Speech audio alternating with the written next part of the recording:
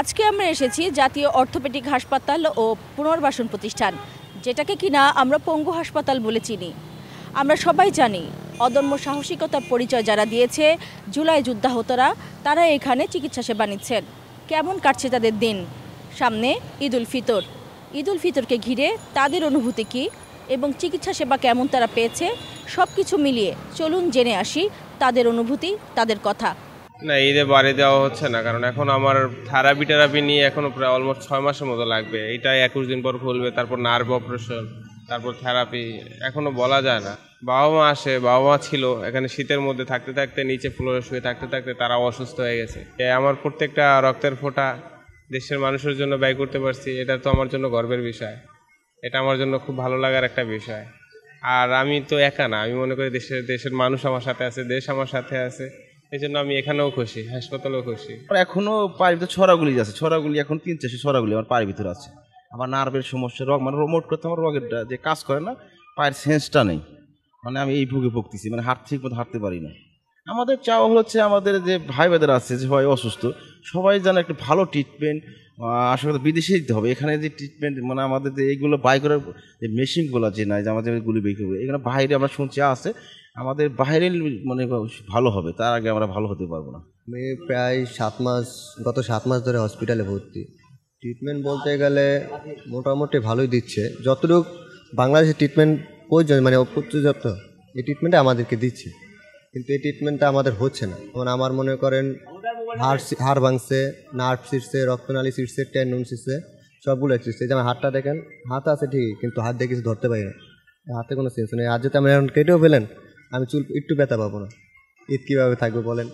7টা মাস ধরে হসপিটালে পড়ে রয়েছি, ফ্যামিলির সাথে কথা নাই, ফ্যামিলির সাথে যোগাযোগ করতে পারি না, দেখতে পাই না, ফ্যামিলির মুখটা দেখতে পাই না, বাসায় যেতে পারি না। মনে করেন আজকে ফ্যামিলির কাছে বোঝা হয়ে গেছি। যেমন আমার টাকা দিয়ে আমি কাজ করতাম, আমার টাকা দিয়ে আমার সংসার চলতো, আমার আম্মুকে আমি চালাইতাম এবং চালাইতে পারি। ঈদের যে একটা মার্কেট করে দিও, এই মার্কেট করে দেওয়ানোর মতো সামর্থ্যটা আমার নাই। গত বছর ফ্যামিলির সাথে ঈদ করলাম, এই বছর আর ঈদটা করতে পারলাম না। ফ্যামিলির সাথে ইফতার করবো, ইফতারটাও করতে পারলাম না, হসপিটালে থেকে ইফতার করি। আমি কাজ করছি জুলাই অভ্যুত্থানে আহত যারা আছেন তাদেরকে নিয়ে, নিটোরের দায়িত্বে আছি বর্তমানে। আমি চেষ্টা করছি আমার দিক থেকে ডাক্তারদের সাথে কোলাবোরেশনস করে সর্বোচ্চটা দেওয়ার। তারপরেও জানেন আপনারা যে অবশ্যই অর্থোপেডিক প্রবলেম সম্পূর্ণটা সবসময় হয় না, যতটুকু হয়েছে আলহামদুলিল্লাহ চেষ্টা করছি, আর আশা করি তাদেরকে দ্রুত সুস্থ করে ঘরে ফেরাতে পারবো। যার যেভাবে ট্রিটমেন্ট দিতেছে, যেভাবে প্রয়োজন ওভাবে আমাদেরকে ট্রিটমেন্ট দিতেছে, কিন্তু মূলত কথা হলো যে কিন্তু ধীরগতিতে চলতেছে, মানে ধীরস্থিরভাবে চলতেছে, কিন্তু একটু যে ট্রিটমেন্টগুলো একটু দ্রুত দরকার, এই ট্রিটমেন্টগুলো এরকম দ্রুত হচ্ছে না আর কি। পায়ের হাঁটুতে গুলি লাগছে আর কি, বাম পায়ের জয়েন্ট পুরো গ্রো হয়ে গেছে আর কি। আলহামদুলিল্লাহ অনেকটা ঠিক হয়েছে এই 7 মাসে। এখন আর কি আমার পায়ে ইলোজারাম পরানো ছিল, রিং খুলে ফেলা হয়েছে 1 মাস হলো। আলহামদুলিল্লাহ মানে পা বর্তমান অবস্থা হলো জয়েন্টে যেহেতু লেগেছিল, এতে জয়েন্ট আর কি পুরো স্ট্রিক হয়ে গেছে, পাও আর কি ভাঁজ হয় না পুরো। এই ফার্স্ট পরিবার ছাড়া ঈদ, এটা মনে করেন যে ঈদের আনন্দ আর আনন্দই থাকবে না। গেল বছরেও এই দিনে হয়তো সুস্থ ছিলাম, সেক্ষেত্রে অনেকটাই খারাপ লাগতেছে, আবার আরেক দিক দিয়ে ভালো লাগতেছে। হ্যাঁ, দেশের জন্য এত কিছু করছি, সেক্ষেত্রে মনে সান্ত্বনা দিতে ভালো লাগে। তো আশা করা যায় যে এই দিনগুলোতে তো আমরা ধরে রাখতে পারি, আমাদের এই কষ্ট যেন বৃথা না যায়, এই আর কি।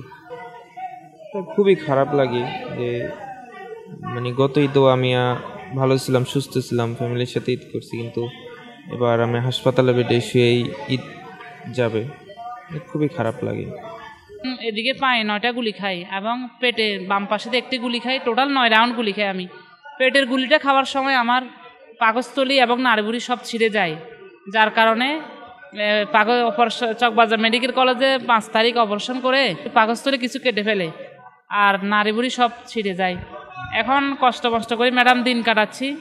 আমরা এরা যখন প্রথম আসে, আসলে যখন ভর্তি হয়ে আসে, আমরা প্রথমে করি যে 3 স্টার এদের ফাইলে আছে নাকি চেক করি, যদি না থাকে তাহলে ডিডি স্যারের রুমে পাঠায়া করে আনি আর কি, এনশিওর করে নিয়ে আসি।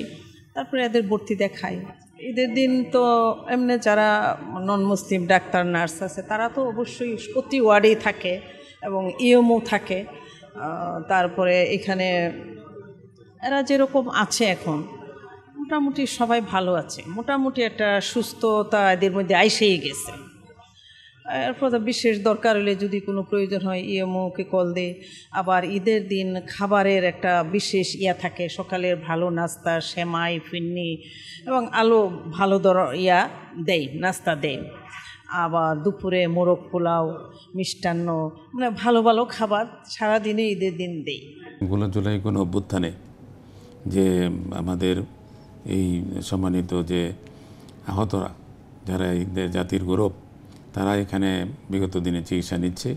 এই পর্যন্ত আমাদের এই হাসপাতালে 894 জন চিকিৎসা নিয়েছেন। এদের মধ্যে গানশট ইঞ্জুরি ছিল 602 জন এবং অন্যান্য হচ্ছে 292 জন। এদের মধ্যে 531 জনের মতো পেশেন্ট আছে যারা চিকিৎসা নিয়ে ছুটিতে নিয়ে চলে গিয়েছেন এবং আমরা চিকিৎসাধীন প্রয়োজন হলে তারা বহির্বিভাগে যোগাযোগ করেন। এখন এই হাসপাতালে বর্তমানে জুলাই গণ অভ্যুত্থানের 110 জন রোগী বর্তমানে ভর্তি আছে। তাদের বেশিরভাগ তাদের অবস্থা স্থিতিশীল, অনেকেরই দফায় দফায় অপারেশনের প্রয়োজন হয়েছে। কেউ কেউ একটু সুস্থতার পর্যায়ে আছে, উন্নতির দিকে আছে এবং কতক আছে এখানে যে হাসপাতালে থাকা জরুরি নয়, তারা হয়তো পরবর্তীতে ফলো আপ চিকিৎসা আমরা যেটাকে বলি সেটিতে থাকলেও চলবে এমন। আর কিছু কিছু আছে যেগুলি আমরা চিকিৎসা দিয়ে যাচ্ছি, প্লাস রিইভ্যালুয়েশন পুনর্মূল্যায়নের প্রয়োজন আছে এবং সেই মোতাবেক আমরা চিকিৎসা দিচ্ছি এবং সেটা করছিও। আর কিছু সংখ্যক আছে আমরা বিদেশে চিকিৎসার জন্য এখানে বিশেষভাবে সুপারিশ করেছিলাম। এই চিকিৎসাগুলো আসলে নিটোর হাসপাতালে বা বাংলাদেশেও সম্ভব।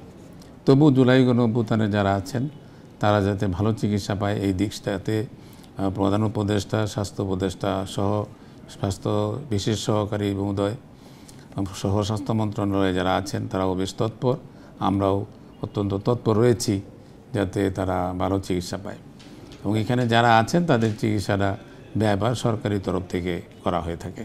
জুলাই গণ অভ্যুত্থানে যারা আছে তাদের কেউ কেউ তারা মানসিকভাবে আঘাতগ্রস্ত বলা যেতে পারে, মেন্টালি ট্রমাটাইজড। আমরা চেষ্টা করতেছি, ইতিমধ্যেই বেশ কয়েকবার মানসিক হাসপাতাল থেকে তাদেরকে চিকিৎসক এনে তাদেরকে কাউন্সেলিং করা হয়েছে এবং প্রয়োজনে আমরা সেটা করে থাকি। এই সেবাটাও আমরা এখান থেকে দিতে পারতেছি এবং কিছু সংস্থা আছে তারাও এটা করে থাকেন। একই সাথে কিছু কিছু ব্রেস বা কৃত্রিম পা, সেগুলো আমরা ব্র্যাকেট থেকে, এখানে 21 জন রোগী আমাদের ছিল যাদের হাত অথবা পা চিকিৎসার সাথে কেটে ফেলতে হয়েছে। তাদের বেশ কয়েকজনকেই আমরা কৃত্রিম পা দিতে পেরেছি, সেটি তারা ব্যবহার করছে, বাকিগুলা প্রক্রিয়াধীন আছে। ঈদের এই যে সময় সাধারণত ছুটি থাকে সেই সময় যাতে চিকিৎসার ক্ষেত্রে কোনো রকম তাদের ঘাটতি না হয় সেই ব্যাপারে আমরা সচেষ্ট রয়েছি এবং সেই ক্ষেত্রে বিশেষ টিম এবং আলাদা ঈদের রোস্টার করা হয়েছে যাতে জুলাইয়ের গণ অভ্যুত্থানে যারা বলছে তারা সহ অন্যান্য রোগী যাতে নিয়মিত চিকিৎসাটা পায় সেই ধরনের আমরা বিশেষ টিম ইতিমধ্যেই তৈরি করেছি।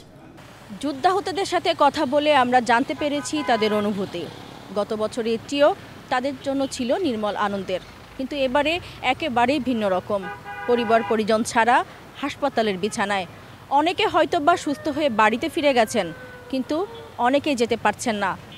অনেকের বাবা মা হয়তো আসবেন ঈদের দিন, আবার অনেকের আসবেন না। সেই সব অনুভূতির কথা আমরা জানলাম এবং আমরা জানতে পেরেছি তবুও তাদের আক্ষেপ একটু কম, কারণ তারা দেশের জন্য ত্যাগ করেছেন। Fatematuz Zohra Tumpa, medical post, Dhaka.